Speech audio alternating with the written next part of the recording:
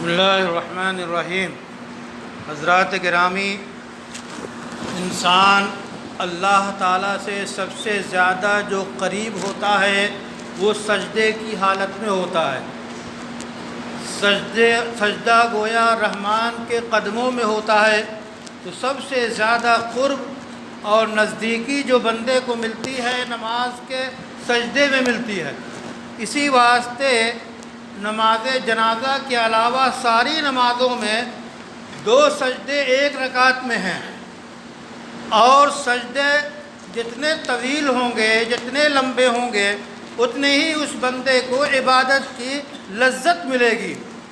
سجدے کا جہاں تک مسئلہ ہے تو قرآن کریم کی 14 مقامات قرآن کریم میں ایسے ہیں کہ ان کی اگر تلاوت کی جائے تو سجدہ واجب ہوتا ہے، سجدہ کرنا ضروری ہو جاتا ہے۔ اگر ہم اور آپ تلاوت کریں اس آیت کی تو جس اس کو جو ہے سجدہ تلاوت کہتے ہیں، اگر اس آیت کو ہم پڑھیں تو سجدہ واجب ہو جائے گا، آپ فوری طور پہ سجدہ کر لیں۔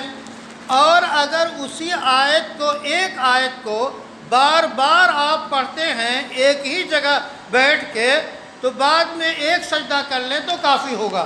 لیکن 14 آیتیں جو الگ الگ سجدوں کی ہیں ان کو ایک ہی جگہ بیٹھ کے پڑھتے ہیں تو 14 سجدے کرنے ضروری ہوں گے۔ یہ تلاوت کے احکام ہیں۔ اگر آپ نماز میں سجدے کی آیت پڑھتے ہیں تو بھی آپ کے اوپر سجدہ ضروری ہے۔ اب اگر دوران تلاوت نماز کے اندر سجدے کی آیت آپ نے پڑھی تو فوری طور پہ وہ آیت مکمل کر کے سجدہ کرنا چاہیے، اس کے بعد پھر کھڑے ہو کر پھر آگے قرآن کی آیت پڑھنی چاہیے۔ یہ ہے مسئلہ۔ لیکن اگر ایسا ہوتا ہے کہ نماز کے اندر سجدے کی آیت تلاوت کی گئی اور فوری طور پہ رکوع کیا گیا اور اس میں سجدے کی نیت کر لی گئی، تو بھی سجدہ وہ ادا ہو جاتا ہے۔ مسئلہ یہ ہے، جبکہ طریقہ یہی ہے کہ جب سجدے کی آیت آئے تو اس آیت کو پڑھنے کے بعد سجدے میں جائے، سجدے سے اٹھ کے پھر تلاوت کرے، پھر حسب معمول نماز کو مکمل کرے۔ عام مسئلہ یہی ہے۔ لیکن یہ بھی مسئلہ ہے جو ہم نے بتایا کہ آیت سجدہ نماز میں پڑھنے کے بعد اگر رکوع کیا اور رکوع میں اس سجدے کی نیت کر لی تو سجدہ ادا ہو جائے گا۔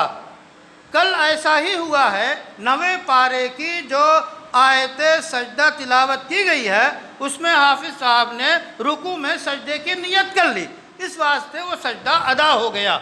یہ مسئلہ آپ حضرات کے علم میں رہنا چاہیے، تاکہ جو ہے ایسے وقت میں بہت سے ہمارے دوستوں نے یہ سوال کیا، اس واسطے میں نے وضاحت کر دی۔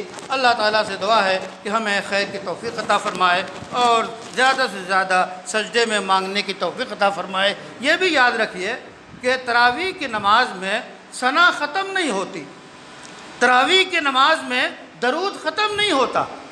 تراویح کی نماز میں ثنا بھی پڑھی جائے گی، درود شریف بھی پڑھی جائے گی۔ تراویح کی نماز جو اطمینان سے نماز پڑھی جاتی ہے، کوئی ایسی اس میں عجلت کی چیز نہیں ہے کہ ایک ڈیوٹی ہے آپ بجا کے چلے جائیں، بلکہ اللہ کے سامنے سجدے کر رہے ہیں، پورے آداب کے ساتھ ہمیں نماز ادا کرنی چاہیے۔